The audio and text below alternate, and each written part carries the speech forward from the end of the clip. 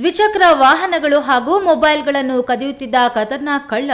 ಬೆಂಗಳೂರಿನ ಡಿಜೆಹಳ್ಳಿ ಗುಂಡುಪಾಪ್ ಬಳಿಯ ನಿವಾಸಿ ಸೈಯದ್ ಆಸಿಫ್ ಬಿನ್ ಶೇಖ್ ಅಕ್ರಮ್ 22 ವರ್ಷದವನಾಗಿದ್ದಾನೆ. ಚಿಕ್ಕಬಳ್ಳಾಪುರ ಜಿಲ್ಲಾ ಪೊಲೀಸ್ ವರಿಷ್ಠಾಧಿಕಾರಿ ಶ್ರೀ ಡಿಎಲ್ ನಾಗೇಶ್, ಚಿಂತಾಮಣಿ ಉಪವಿಭಾಗದ ಡಿವೈಎಸ್ಪಿ ಶ್ರೀ ಮುರಳೀಧರ ರವರುಗಳ ಮಾರ್ಗದರ್ಶನದಲ್ಲಿ ಕೆಂಚಾರ್ಲಹಳ್ಳಿ ಪೊಲೀಸ್ ಠಾಣೆಯ ಕೆಂಚಾರ್ಲಹಳ್ಳಿ ವೃತ್ತದ CIT Venkataramappa, sub inspector Shivakumar ಮತ್ತು ಸಿಬ್ಬಂದಿ ಬುಧವಾರ ಮಧ್ಯಾಹ್ನ ಮುರುಗಮಲ್ಲದ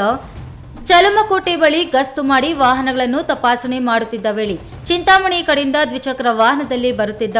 ಸೈಯದ್ ಆಸಿಫ್ನನ್ನು ತಡೆದು ನಿಲ್ಲಿಸಿದಾಗ ಆಸಾಮಿ ದ್ವಿಚಕ್ರ ವಾಹನವನ್ನು ತಿರುಗಿಸಿಕೊಂಡು ಪರಾರಿಯಾಗುತ್ತಿದ್ದ ವೇಳೆ ಆತನ ಹಿಂಬಾಲಿಸಿ ಹಿಡಿದುಕೊಂಡು ವಾಹನದ ಪರವಾನಗಿ, ಡಿಎಲ್ ಹಾಗೂ ದಾಖಲಾತಿಗಳನ್ನು ಕೇಳಿ ವಿಚಾರಣೆ ನಡೆಸಿದಾಗ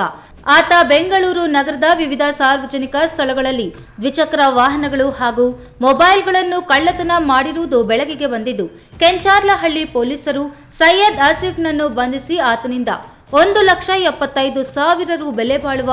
5 ದ್ವಿಚಕ್ರ ವಾಹನಗಳು, 60,000 ರು ಬೆಲೆ ಬಾಳುವ ವಿವಿಧ ಕಂಪನಿಗಳ 8 ಮೊಬೈಲ್ ಫೋನ್ಗಳನ್ನು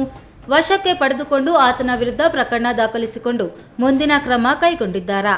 ಬಿ ದೇವಪ್ಪ, ಈ ನ್ಯೂಸ್ ಟಿವಿ, ಚಿಂತಾಮಣಿ.